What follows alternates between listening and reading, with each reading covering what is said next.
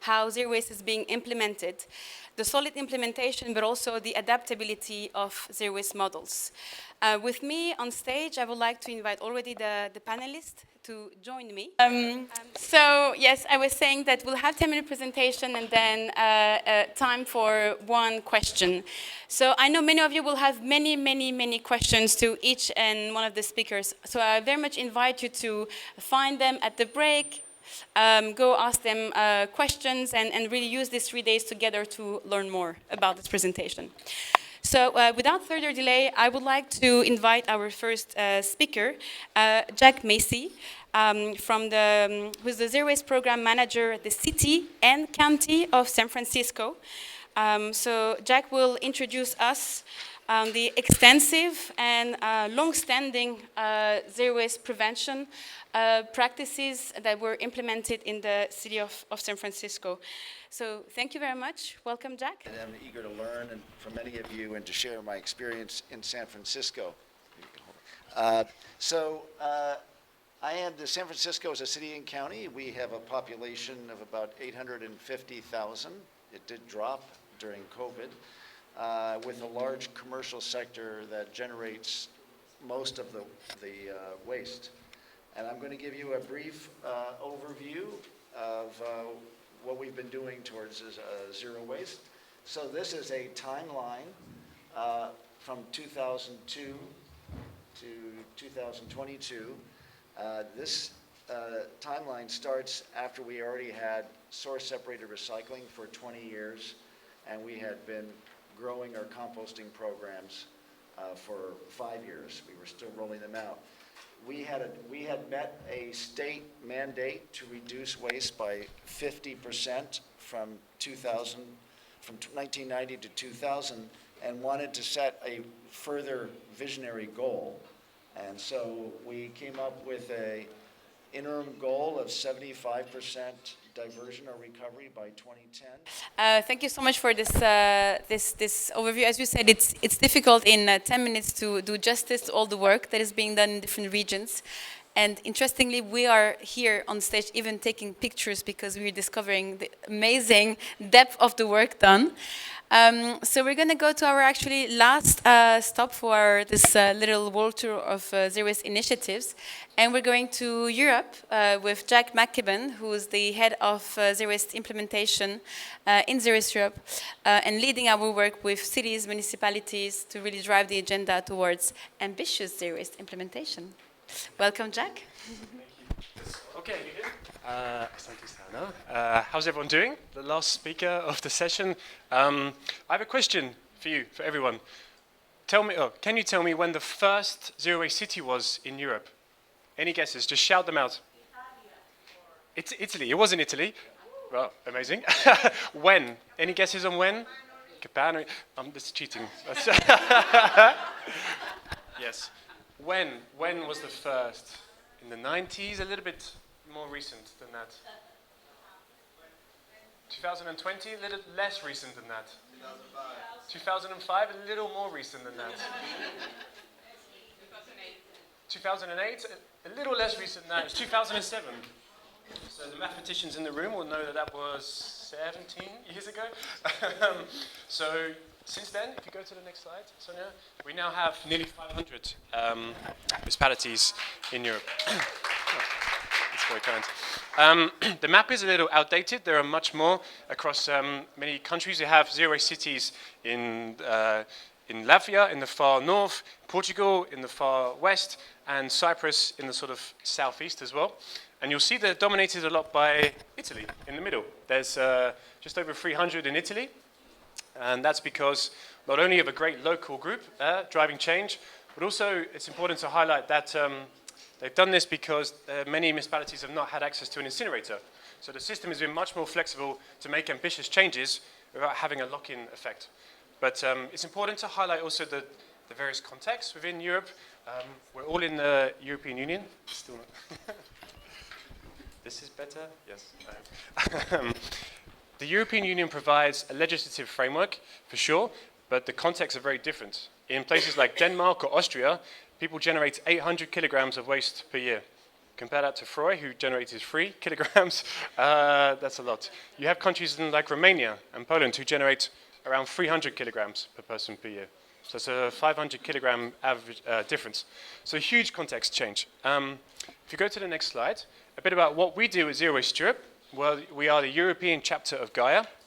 So what GAIA Africa is for Africa, we are for Europe. And you probably won't be able to read the text if you're at the back, but we at Zero Waste Europe, we have a certification system for cities that we launched 3 years ago with the Mission Zero Academy, our sister organization. So it's a robust framework to measure what it is to be zero waste. And we have actually now 33 municipalities who have committed and or certified. So these are holistic zero waste strategies. 46 municipalities that we work with in our projects with nice names such as RSVP and ERIC, cities that install a reusable package system for takeaway food and beverages, but haven't quite committed to the full strategy. We work with 46 of those. And together, these two categories cover 60 million Europeans. Now, for Europe, that's quite a lot. For some of the countries in here, that's a city or 2 cities maximum. So yes, we're having a good progress. But then we had a previous Zero Waste Cities program, and that's where we have over 400 municipalities who committed over the last 17 years with our work. And to wrap up, because I'm just going to speak very quickly, go to the next slide. How we do this, we've taken a lot of inspiration from the Mother Earth Foundation, from GAIA as well. We have a network of local and national coordinators. It's not me who speaks with Slovenian or Portuguese or Latvian municipalities. It's our local groups and partners who speak the language and the context. But what we do as Europe, we showcase front runners and best practices in a diverse range of contexts to say, hey, this is possible, it's economically viable, and it's proven to deliver results. And we do this by providing technical expertise and guidance to cities and our members. And like I said before, we have the world's first Zero Waste Cities certification, which is a robust framework for, and a to-do list really, of what it is to be zero waste. That's enough from me because we wanted to have a practical example about one of our front-running regions from Catalonia in Spain. And we're going to invite Francesc, Giró, the director from the Catalan Waste Agency, who sadly cannot be here. But fingers crossed, he sent a video and the technology will work. With all the management challenge that exist, they are telling us that we need to have the local solution that match our reality in order to address the global issues of waste that we face. And where is now the zero waste thinking comes out. And when thinking on the zero waste, actually we have like the core principles that remind us, which is people and the planet, that the zero waste should align social and environmental benefit. You can't separate them. And the core principle, another one is decentralized, that the model to work effectively and efficiently to need to be decentralized. So that it gives the capacity and enable environment for every community neighborhood to manage their waste, which they generate. And another core principle is the awareness building, where now with the zero waste system, people get to understand that not all waste is the same. So if they are different, then the approach to manage them should be checked and rearranged. Next slide, please. And here is where now we see like the concept like that says zero waste means nothing get wasted. So from here we see like the waste hierarchy in zero waste thinking, which normally considers the circularity of a product that is designed. So the first thing to consider is the rethink and the redesigning. And here we are meaning like the big companies which manufacture different products that we use to now start designing the product that can be reusable instead of just making the single-use product, which really brings a lot of chaos to our health, even to the environment. Another thing is the reduce. The concept of reduce comes to everyone who needs to really understand that there's no need of, for instance, there's no need of just using a single-use product that you can just avoid. For instance, if we want to maybe boil bottled fresh water with like the PET, and if you have like the reusable water bottle, which you can refill, in order to reduce like the generation of waste, you can now decide to use the reusable bottle instead of going and buying the single use, which then of course will be discarded. So that's the concept, everyone to be having the concept of responsible reduction of waste in the environment. Another thing, key thing is in the waste hierarchy is the reuse and the repair. It's not necessary to just throw something if it has like a chance to be repaired or used. So when you reuse, then you are making that product to have a value of being reconsidered in the use. Another concept in the waste hierarchy is the recycle, which now continues to add the value chain to the waste that can be recycled or turned to other use. However, the aim is to make sure that waste is not wasted. So even if there are still a few of the waste that has not value, which needs to be taken to the dump site, then the recommendable disposal approach is not the incineration or any innovation that leads to waste to energy solution. Those has been proved that they are not working. So to make sure that all this goes in that way as how it is appeared there, we need to have the reliable data on waste generation. We need to have a constant community education. We need to have a collective solution. And that all tells us that not all waste is the same, not all solutions are the same, and not all policies should be the same. Next slide, please. And in Tanzania, we started here in Dar es Salaam, in Bonyokwa, and having the model being effective, then we went to Arusha, and also we are in Zanzibar, Tanga starting soon, and then we'll be in Mwanza for after Tanga. So that's like the zero waste mapping in Tanzania and their coverage, how it is. Yes, next slide, please. So we say in order to tackle like the systematic challenges that has been for a while in waste management, then we need to be systematically in thinking the solution. Next slide. And in Tanzania, the way our zero waste model works is through the use of waste cooperative, where every household has been educated on how to do the segregation at source into the 4 groups, and the collection being done by the waste collectors, doing door-to-door collection from source, and then taking them to the material recovery facility for further sorting, which has just created a room for innovation of doing composting and maggot farming.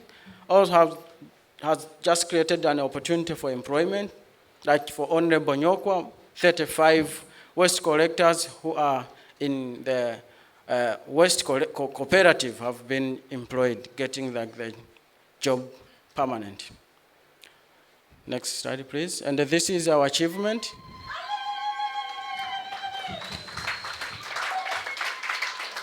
Now it's 5 years working with the zero waste implementation, and with the cost analysis, it has been projected that with the zero waste model, 15% annual project official budget has been reduced, and more than 81 people have been engaged. And the good thing is, like, as Anna said, we had like the first zero waste academy in Tanzania after Philippines. Then we had a chance to organize that, and more than 25 countries from Africa joined.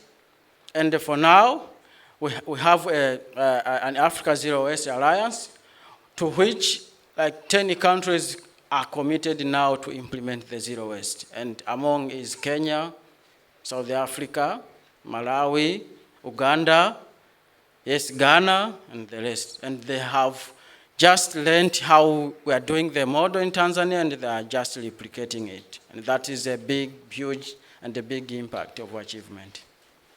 And with that, the government of Tanzania projected that by 2025, in urban cities, including Dar es Salaam, the generation rate of waste will be 21.2 thousand tons of waste a day. Now you can see how the issue is. Next slide, please. And the study that has been done across big cities, including Dar es Salaam, that was done by GAIA. The study's findings show that by implementing the zero waste model, a complete zero waste model in Dar es Salaam, there is a chance to reduce greenhouse gas emission by 65%. That's the big impact with the implementation of zero waste model. And a big recommendation here is that we need to think on how to nationalize the police, the laws, in order to have a smooth way and a collaborative track of smoothening the zero waste implementation. Thank you very much for this, this introduction. And for those of you who said yes at the entrance to the site visit, you'll have the chance to see all of this in real life. So how are you doing with our world tour? Okay, ready? It was what is zero waste when it comes to Latin America? When we think of zero waste initiatives in our region, a main line of action is the focus on working with communities and the search of formulas that can apply and be adjusted to our realities. That is also a characteristic of zero waste, right? To have the capacity to adapt. And likewise in our region, we, as you know, as in Africa, grassroots waste pickers are a fundamental part of the zero waste systems as we explore together with them a just transition in a very changing world. Zero waste is people-centered, so the creation, and we relate that very much to the creation of decent jobs as part of the multiple benefits of these strategies. And all of the above in a region where an important part of the population is indigenous peoples, the worldview and traditional uses are close to the systemic and holistic dimensions that zero waste also brings and promotes. And to end with, regarding our general context, I think it's important to also say that Latin America is the only region, as far as I know, in the world where the rights of nature have been constitutionally recognized. And therefore, we as human beings have the obligation to design systems to take care of it. This is not in all our countries, but it's something that has started happening as part of the discussions, the political discussions in our region, and we find that there is an amazing opportunity there. Please. So that is the context, and the context also has lots of challenges. And as you can see, the challenges are strong, but the responses and solutions are many, many. So, and that is where we are working at. So one of the things, and it's been said already, right, this is pressure for large-scale, high-tech solutions. And what we are doing together with communities that we work with in the region is providing key information about benefits of zero waste, building capacity for decision makers, and supporting waste pickers and grassroots organizations. We also have a political instability in many countries in the region, and so to tackle that, we work on the building and strengthening of the movement for community-based solutions. Again, we support waste pickers cooperatives structures so that they can face these spaces of instability. And the work on advocacy so that we have legislation to face also these situations. The shift in traditional activities of waste pickers towards organic management is something that is a challenge, but it's a huge opportunity at the same time. We're having amazing conversations with waste pickers that we work with in the region. There are several national organizations of waste pickers that are GAIA members as well, so we have really a very good communication with them in order to work together on what we understand as just transition, in particularly in relation to recovery of organics. We have a huge issue with waste trade. We know that is something a problem that we share with many other regions. So we are working on research to expose risk of importing waste and lack of compliance of regulations. We have huge problems in our countries with managing waste. So it doesn't make any sense that other countries put their waste, the waste that they generate, in our region, so that we have to take care of that. And business as usual, while we exceed planetary boundaries, that is something that is very much related to narrative change. So that is a very important part of the work that we do together with our members.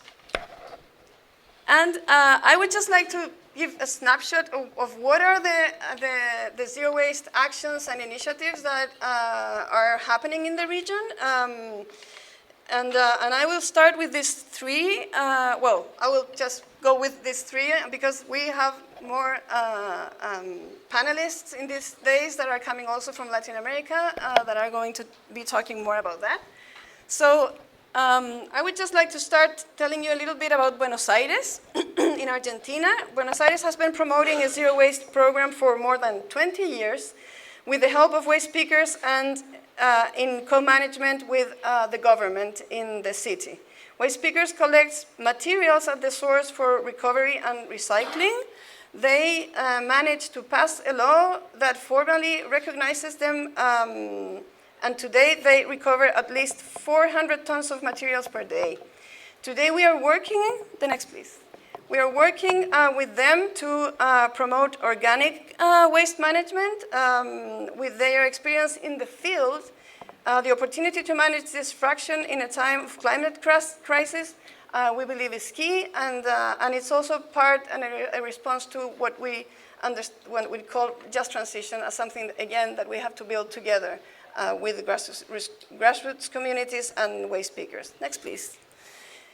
So I would like also to share another example from Ecuador. It's a bit different, but this is an organization that detected the huge amount of plastic waste generated in, I'm not sure if this is the word in English, but it's like food areas in shopping centers. I hope you understand. Food courts, okay, in shopping centers. So today, in collaboration with local governments, they operate in 7 food courts in the country. They create jobs, next please, save water, and very importantly, they avoid annual generation of 13 million disposable items, directly avoiding at the same time CO2 emissions. So this is a very interesting experience, because this came from the community, from a group of people that were considered unacceptable to generate that amount of waste in shopping centers, and with their creativity, now they are having very serious conversations with the governments where these shopping centers are, so that this system can keep operating. Next, please. And I would just like to finish, and I won't say much about this, because we are going to have panelists talking about this extraordinary program underway in Sao Paulo, Brazil. It's called Composta Cultiva. I can tell you that in the course of 3 years, they have made extraordinary progress in organizing the community and bringing decision makers together to accelerate existing projects. Locally based approaches involving waste pickers. Next, please. Composting with waste pickers means, from the studies that they have done, 11 times more jobs than landfills and incinerators, and it is much cheaper. So this is a very inspiring experience in the region, because Brazil, it's a huge country. It's like a continent itself.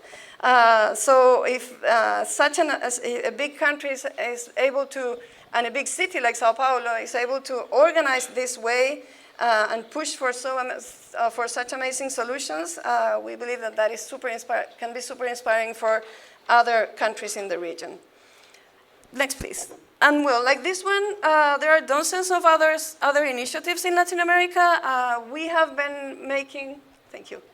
We have been making efforts so that case studies are developed, because we think it's super important to when we have conversations with decision makers, that they know that this is happening, and that it is actually taking place in different contexts, even in our own region. The next, please, and this is the last one. I think that we have a tremendous foundation built to continue moving forward. We just need to continue to work closely with the communities and stakeholders, continue to create the regulatory conditions to support the processes, and provide the technical assistance that is always needed. And also, many ongoing programs require resources to continue their development or to face unexpected setbacks. And we must make visible what is working well and why it is working well. In our region, an important driver of zero waste programs are waste pickers. Zero waste must continue to generate decent jobs while caring for the planet. So I would just like to finish saying that the Global South needs systems that care for their communities, workers, and nature. And we are convinced that a high-impact solution at hand is zero waste. So that's why we are here, and we are hopeful that we will have a bright future under zero waste strategies. Thanks very much.